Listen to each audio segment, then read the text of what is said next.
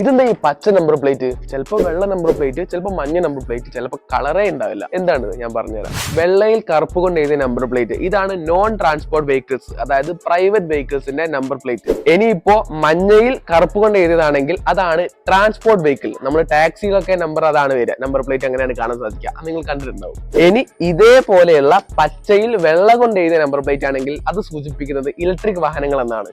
ഇനിയിപ്പോൾ അതൊരു ചുവന്ന ബോർഡിൽ ഇതേപോലെയുള്ള ചിഹ്നമുള്ളതാണെങ്കിൽ അത് ഇന്ത്യൻ ഗവർണറുടെയോ അല്ലെങ്കിൽ പ്രസിഡന്റിന്റെയോ കാറാണ്. ഇനിയിപ്പോ കറുപ്പിൽ വെള്ള കൊണ്ട് എഴുതിയ നമ്പറുകളാണെങ്കിൽ അത് മിനിസ്ട്രി ഓഫ് ഡിഫൻസിന്റെ വാഹനങ്ങളാണ്. ഇനിയിപ്പോ കറുപ്പിൽ മഞ്ഞ കൊണ്ട് എഴുതിയാണെങ്കിൽ അത് റെന്റൽ വാഹനങ്ങളാണ്. മഞ്ഞയിൽ ചുവന്ന അക്ഷരങ്ങളാണെങ്കിൽ അത് ടെമ്പററി രജിസ്ട്രേഷൻ ആണ്.